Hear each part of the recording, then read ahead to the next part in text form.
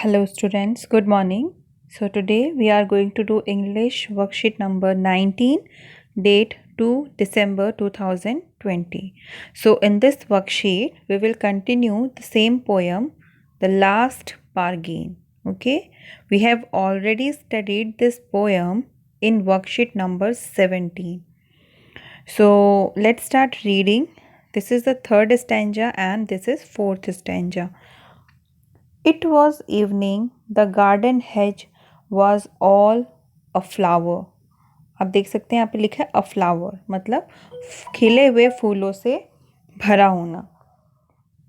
यानी शाम हो चुकी थी और जो पॉइट था वो जॉब की सर्च में अभी भी घूम रहा था, ठीक है। और उसने पहले एक राजा और एक बूढ़े आदमी का जो ऑफ़र था वो रिजेक्ट कर दिया था, ठीक है। तो वो शाम को जैसे ही गार्डन में जाता है, the fair made came out and said, वहाँ पर एक विमेन आती है, एक फ़ीमेल आती है, ठीक है, एक मेड आती है उसके सामने और कहती है I will hire you with a smile, कि मैं तुम्हें तुम्हारी सर्विस के बदले स्माइल्स ऑफ़र करती हूँ, ठीक है।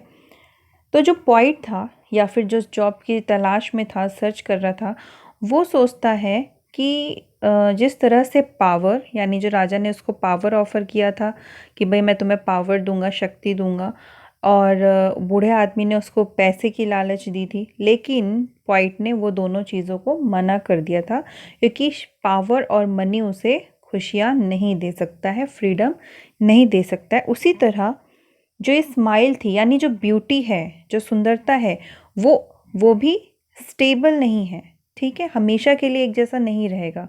इसलिए जो पॉइंट है वो इसके ऑफ़र को भी, इस मेड के ऑफ़र को भी मना कर देता है, ठीक है। Her smile पेल्ड and melted into tears, जो उस औरत की स्माइल थी, मुस्कुराहट थी, उसमें बहुत दुख छिपे हुए थे, ठीक है, और उसकी आंखों में आंसू थे। तो वो पॉइंट देख सकता था, उसे ये समझ में आ गया कि जिस तरह से पावर और मनी लाइफ में हैप्पीनेस नहीं ला सकते हैं, वैसे ही ब्यूटी भी किसी भी तरह की खुशी उसे नहीं दे सकता है। तो पॉइंट ने उसके ऑफ़र को भी रिजेक्ट किया, ठीक है। And she went back alone into the dark, और फिर वो जो औरत थी वो वापस अंधेरे में गायब हो गई या वापस चली गई। The sun glistened on the sand and the sea waves broke विवार्डली, जो सूरज की किरणें थी रेत पर चमक रही थी और जो समुद्र की वेव्स थी, धाराएं थी, वो किनारों पर टकरा रही थी। A child sat playing with shells, तो जो पोइट था, जो कवि था, उसने देखा कि एक बच्चा जो है वो शेल्स के साथ खेल रहा है, वही समुद्र के किनारे बैठे वो खेल रहा है। ही रेज्ड हिज हेड, यहाँ पर ही जो है वो चाइल्ड के लिए आया है, ठीक है।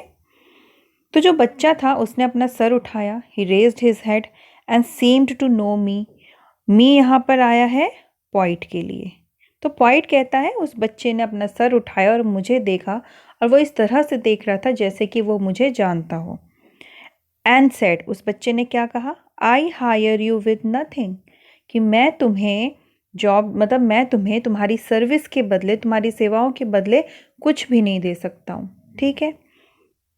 भाई वो बच्चा है, वो क्या दे सकता है, ना उसके पास पैसा है ना पावर है, ठीक है।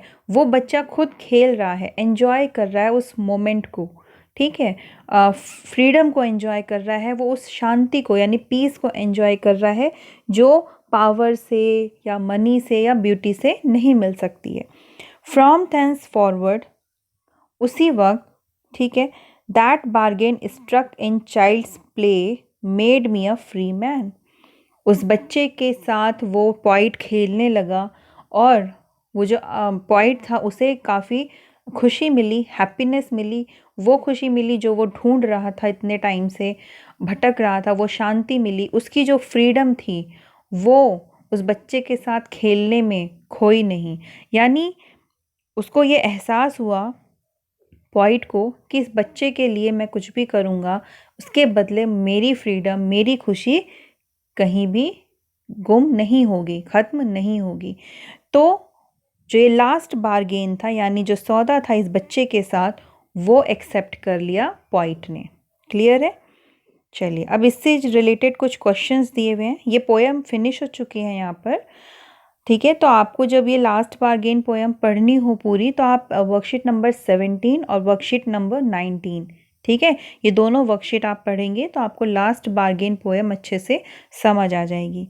अब यहाँ क्वेश्चंस हैं, हम फटाफट कर लेते हैं। देखिए, question number 1, what did the young maiden offer to hire him with. वो जो यंग औरत थी जो कह रही थी कि मैं तुम्हें तुम्हारी सर्विस के बदले स्माइल्स ऑफर करूंगी, ठीक है, तो वो क्या ऑफर कर रही थी? स्माइल, ठीक है ना। तो आंसर आपका क्या होगा? 1 का बी। सेकेंड है, the word a flower means. A flower मतलब खिले हुए फूल, ठीक है, फूल का खिलना। तो यहाँ पर होगा कवर्ड विथ फ्लावर्स। इसका आंसर है कवर्ड विथ फ्लावर्स, खिले हुए फूलों से ढका हुआ। तो जो गार्डन, जिस गार्डन में वो पॉइंट गया था शाम को, वो गार्डन पूरे चारों ओर से फूलों से कवर्ड था, घिरा हुआ था, ठीक है। तो इसका आंसर है A, covered with flowers. Now question number 3, the speaker did not accept the maid's offer because. जो स्पीकर है, स्पीकर मतलब वही पॉइंट, पॉइंट मतलब रविंद्रनाथ टैगोर, ओके। तो वो जो स्पीकर है उसने इस मेड का ऑफर क्यों रिजेक्ट किया, क्यों एक्सेप्ट नहीं किया था, क्यों उसने अपनाया नहीं उसका ऑफर? तो आंसर है बी, ही न्यू दैट, वो जानता था, that emotions are not stable. जो इमोशंस होते हैं, संवेदनाएं होती हैं, वो स्टेबल नहीं होती हैं, स्थिर नहीं होती हैं, वो बदलती रहती हैं। And that eventually her smile will fade away, और इसी वजह से उसकी जो स्माइल है, उस औरत की जो मुस्कुराहट है, वो भी एक ना एक दिन फेड हो जाएगी, गायब हो जाएगी, ठीक है। तो इस वजह से उसने उसका ऑफर एक्सेप्ट नहीं किया। Now question number 4, the word dark in the third stanza of the poem symbolises. हमने पढ़ा था जो थर्ड स्टैंजा अभी, उसमें था कि वो जो औरत होती है वो वापस अंधेरे में चली जाती है। तो ये जो डार्क वर्ड है वो किसको संकेत करता है, सिम्बलाइज करता है? तो वो है hopelessness and despair. Hopelessness and despair, despair का मतलब है उदासीनता, ठीक है। तो वो जो औरत थी जो स्माइल कर रही थी, उसकी स्माइल में दुख और उदासीनता नजर आ रही थी, ठीक है। तो डार्कनेस किसको सिंबलाइज कर रहा है? निराशा और उदासीनता को। होपलेसनेस मतलब निराशा। Now question number 5, what was the child doing. वो बच्चा क्या कर रहा था? The child was playing with sea shells. Sea shells से वो खेल रहा था, ठीक है। Now question number 6, what did the child offer to hire him with. बच्चे ने क्या ऑफर किया था? नथिंग। उस बच्चे ने कहा था कि तुम्हारी सर्विस के बदले मैं तुम्हें कुछ भी नहीं दे सकता हूँ। Question number 7, find in the poem a line that match the following. देखिए, ये लाइन दी है, I have nothing to give you except goodwill and cheer, कि मैं तुम्हें कुछ नहीं दे सकता हूँ सिवाय खुशी और चीयर के, मतलब गुडविल एंड चीयर, कि मैं तुम्हें खुशी और फ्रीडम दे सकता हूँ।